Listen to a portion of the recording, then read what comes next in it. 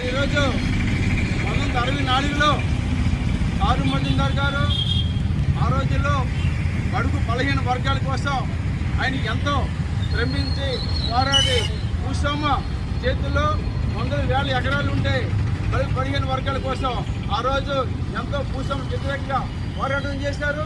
మరి ఆ రోజుల్లో ఇందిరాగాంధీ ప్రభుత్వం అటు ప్రభుత్వ నిబంధన అలాగే భూస్వాములు వ్యతిరేక పోరాటంలోని అలాగే తన జైలు జీవితం చాలా త్యాగం చేసి పోరాట యోధుడు మన కారు మజుందార్ గారు.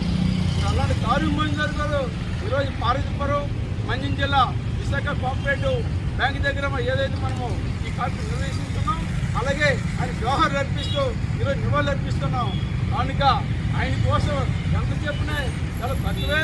ఎందుకంటే రాబోయే భవిష్యత్తులో ఏవైతే ఆయన ఆశయాలు కొనసాగిస్తామని ఈరోజు చెప్పుకోవడం జరుగుతున్నది. అలాగే మన ఆగస్టు 5వ తారీఖు నాడు అలాగే స్మార్ట్ మీటర్ల గురించి అలాగే ప్రజలందరూ కార్మికులు కర్షకులు రైతు కూలీలు ప్రతి ఒక్కరు కూడా హాజరయ్యి ఆ కార్యక్రమం జయప్రదం చేస్తారని కోరుతున్నాం.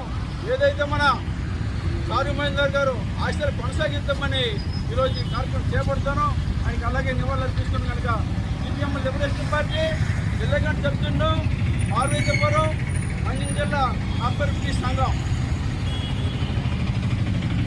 జోహార్ కారు మజుందార్ కి, జోహార్ కారు మజుందార్ కి, జోహార్ కారు మజుందార్ కి.